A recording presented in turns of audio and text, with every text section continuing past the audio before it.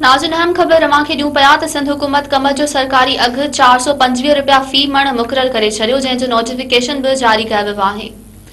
ज़राअत खाते तरफ़ां जारी कयल नोटिफिकेशन में ॼणायो वियो आहे त शुगर मिलूं 15 नवंबर खां कम जी क्रैशिंग शुरू करण जूं पाबंद हूंदियूं।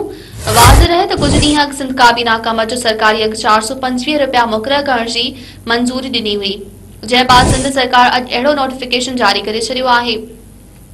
नाज़रीन, हिकु भेरो ॿीहर अहम ख़बर अवां खे ॾियूं पिया त सिंध हुकूमत कम जो सरकारी अघु 425 रुपया फी मण मुक़रर करे छॾियो, जंहिं जो नोटिफिकेशन जारी कयो वियो आहे।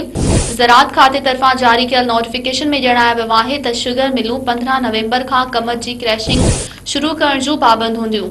वाज़ रहे त कुझु ॾींहं अॻु सिंध काबीना कम जो सरकारी अघु 425 रुपया मुक़रर करण जी मंज़ूरी ॾिनी हुई, जंहिं बाद सिंध सरकार अॼु अहिड़ो नोटिफिकेशन जारी करे छॾियो आहे।